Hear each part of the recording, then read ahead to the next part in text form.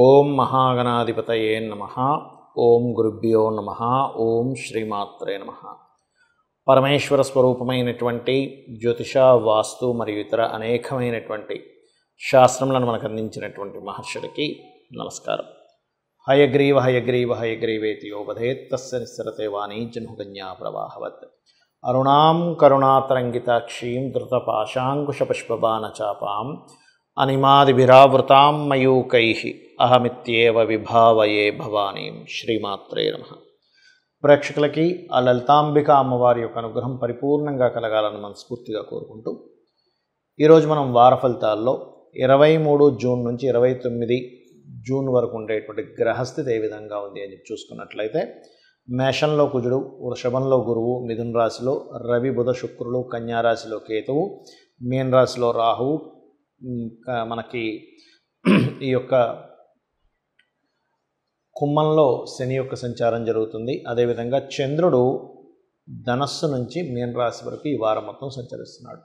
ఈ యొక్క గ్రహస్థితి రీత్యా మీకు ఏ విషయాల్లో చాలా బాగుంది, ఏ అంశాల్లో మీరు కాస్త జాగ్రత్త పడాలి అనేటువంటి విషయాన్ని, మరియు ఏ దేవతారాధన చేసుకుంటే బాగుంటుంది, ఏ గ్రహారాధన చేసుకుంటే బాగుంటుంది అనేటువంటి విషయాన్ని మనం ఇప్పుడు తెలుసుకుందాం.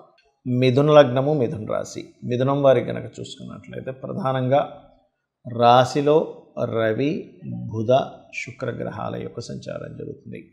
ఇది ప్రధానంగా మీకు నేమ్ అండ్ ఫేమ్ని, కొంచెం వర్క్ ఎబిలిటీని, వర్క్ స్ట్రెస్ని, వర్క్ పరంగా కొంతవరకు మీ మీదే అన్ని బాధ్యతలు పడడము, ఇట్లాంటి యోగాల్ని, మంచి పేరు ప్రఖ్యాతలు పొందేటువంటి యోగాన్ని కూడా ఇక్కడ మీకు ఇస్తుంది.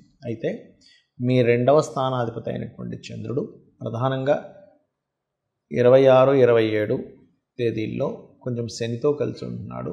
మరలా 28, 29 తేదీల్లో రాహుతో కలిసి ఉంటున్నాడు. కాబట్టి ఈ 4 రోజులు అంటే 26వ తేదీ నుంచి 29వ తేదీ వరకు ఫైనాన్షియల్ మ్యాటర్స్ విషయంలోని ప్రధానంగా జాగ్రత్తగా ఉండండి. ఈ తారీఖుల్లో మీరు తొందరపడి ఎవరికైనా ధనం ఇచ్చినట్లయితే మోసపోయేటువంటి యోగం స్పష్టంగా గోచరిస్తుంది. అదేవిధంగా ప్రాపర్టీస్ మీద ఇన్వెస్ట్మెంట్ చేసుకోవడానికి చాలా బాగుంది.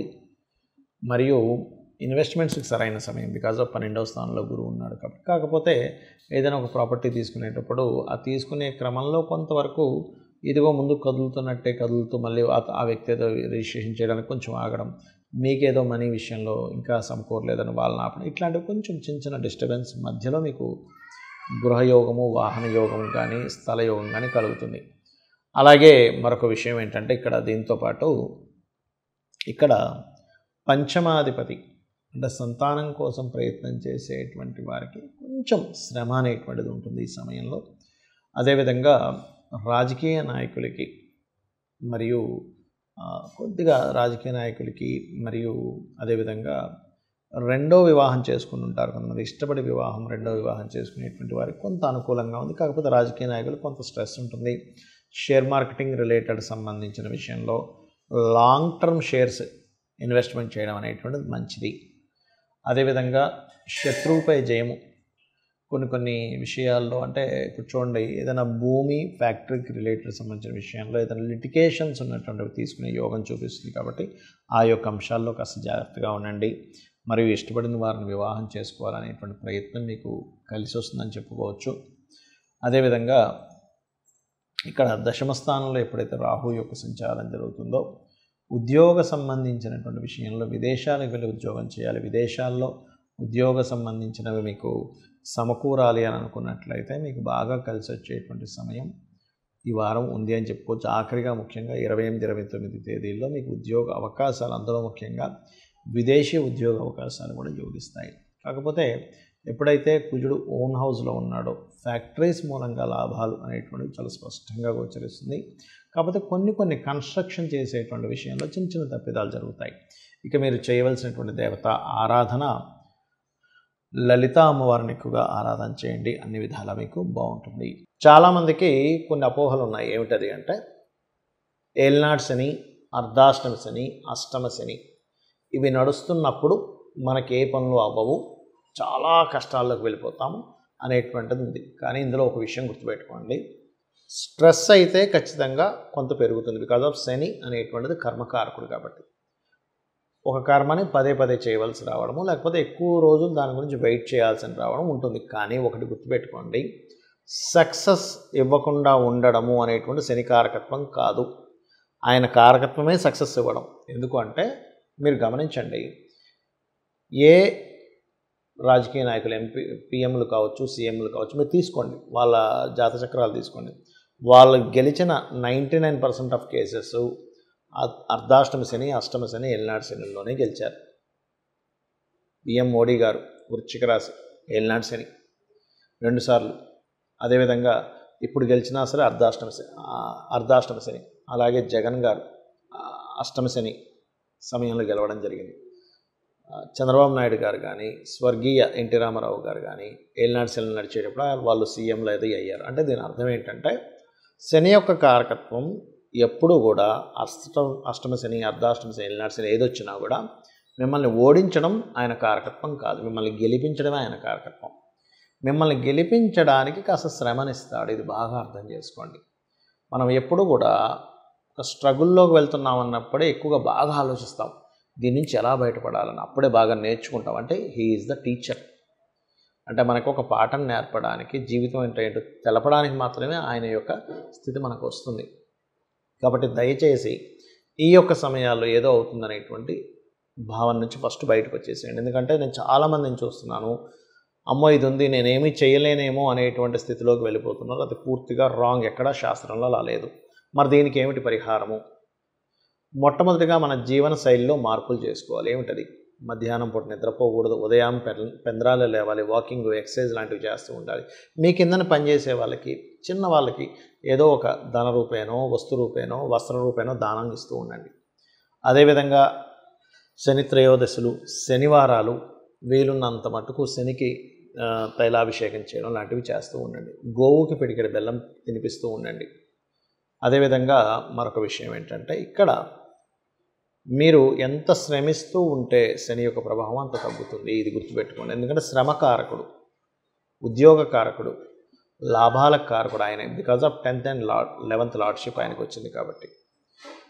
దీంతో పాటు ఒక మంత్రం చెప్తాను.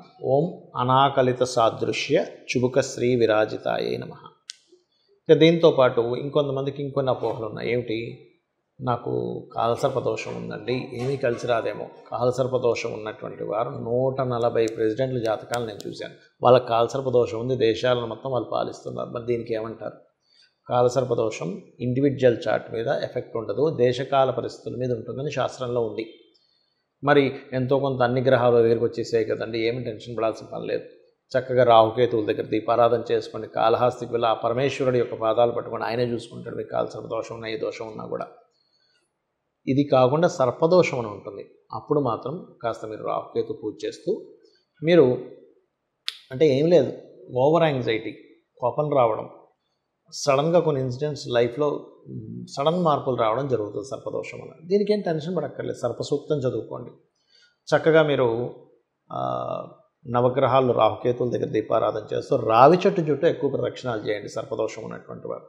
శాస్త్రం, జ్యోతిశాస్త్రం ఎందుకుంది అంటే మనల్ని భయపెట్టడానికో, మనల్ని అజ్ఞానం వైపు నెట్టడానికో కాదు. మీరు ఈ యొక్క ప్రాబ్లం వచ్చినప్పుడు మీరు ఏం చేయాలి? దానికి ఖర్చు ఏం అవ్వదుగా. మీకు రావి చెట్టు చుట్టూ ప్రదక్షిణం చేసుకుంటారు, పసుపు కుంకుమ గంధం కలిపిన వాటర్తో అభిషేకం చేస్తారు మన శాస్త్రాల్లో ఉన్నట్టుగా. చేయండి, సింపుల్. అదేవిధంగా ఒకటే గుర్తుపెట్టుకోండి, మనకి జన్మజాతకంలో ఏ దోషం ఉన్నా, ఎటువంటి అద్భుతమైన యోగం ఉన్నా, దోషము తగ్గాలన్నా, యోగం అద్భుతంగా ఫలించాలన్నా మనము చేయవలసినటువంటి మొట్టమొదటి విషయం ఏమిటి అంటే, అమ్మ నాకు ఈ గ్రహాలు, ఈ తత్సంబంధించిన యోగాలు ఇవేమీ నాకు తెలియదు, కేవలం నా కర్మను నేను ధర్మబద్ధంగా చేస్తూ నీ యొక్క పాదాలను ఆశ్రయించడం మాత్రమే నాకు తెలుసు, నిన్ను నమ్ముకున్నాను, నాకు ఇవేమీ తెలియవు అనుకోని మీరు కనుక అమ్మవారిని నమ్ముకుంటూ మీరు వెళ్తున్నట్లయితే 100% అమ్మే చిన్న పిల్లల్ని తల్లి ఎలా చూసుకుంటుందో అమ్మ అలా చూసుకుంటుంది. కాబట్టి ఇది చేయండి. నిత్యము లలిత చదువుకోండి, ఉదయం సాయంత్రం, ఖచ్చితంగా బాగుంటుంది. అది కూడా నాకు నోరు తిరగదండి అనుకునేటువంటి వారు సూర్యభగవాను చూసి, అందులోనే సకల దేవతలు ఉన్నారంటారు. చక్కగా నీరు తీసుకొని సూర్య భగవానుడికి అర్ఘ్యం వదలండి, ఆయనే సమస్తము చూసుకుంటాడు. కాకపోతే సూర్య ఉపాసన చేసేటువంటి వారు పొరపాటును కూడా ఆదివారాలు కొన్ని నియమాలు పాటించాలి. శ్రీతైల మధుమాంసాన్ని త్వజతే, స్త్రీని కలవకపోవడము, మధువు మాంసము ఆదివారం ముట్టకూడదు. అదేవిధంగా తైలము తలకి రాసుకోకండి, నూనెని. ఇది చేయండి, ఖచ్చితంగా మీకు కలిసి రావడం జరుగుతుంది. అన్ని విధాలా మీకు బాగుంటుంది. అమ్మవారి అనుగ్రహం మీకు లభిస్తుంది. శ్రీమాత్రే నమః.